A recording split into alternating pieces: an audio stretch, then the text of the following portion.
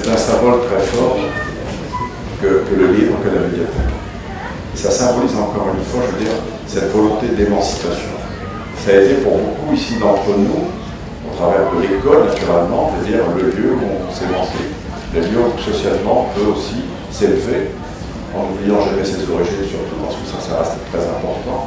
Mais je crois qu'encore une fois, le livre, c'est quelque chose de très fort. Et c'est la raison pour laquelle, c'est sans doute pas le fruit du hasard, si dans le département du Pas-de-Calais, tous les élus, c'est le fruit de notre histoire, c'est ce que nous portons.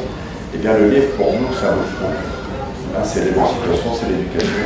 Et quand je parle d'éducation, ben, je me réfère aussi à Didier, parce que Didier, tu sais, il n'y a que les progressistes qui bâtissent des écoles. Je parlais à l'instant de Balaï-Luxanzé. Eh bien, c'est ça aussi être progressiste, c'est bâtir des écoles.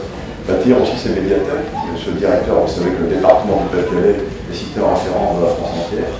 Et la mission RCD, d'ailleurs, passée par le Pas-de-Calais pour voir comment on travaille. Ben, l'idée est simple aussi, c'est la mise en réseau.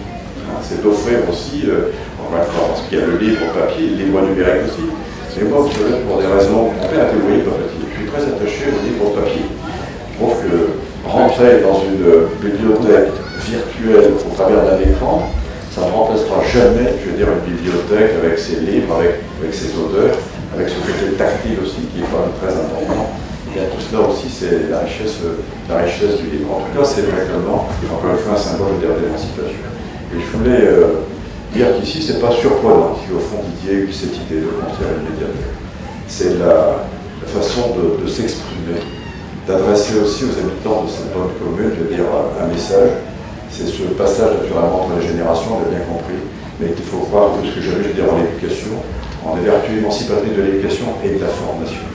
Même si les temps sont difficiles, réexpliquons à nos enfants que c'est par l'éducation qu'on peut demain s'en sortir et qu'on peut faire de la France aussi, puisqu'elle est déjà aussi une grande nation, et qu'elle puisse conserver son rôle en formant ses enfants. Informons, formons, soyons des progressistes, soyons des hommes au fond porteurs d'avenir et expliquons effectivement c'est que par l'école, par les médiathèques, par l'éducation, par la culture, on peut effectivement continuer à s'émanciper et rester ce que je pense fondamentalement une grande nation.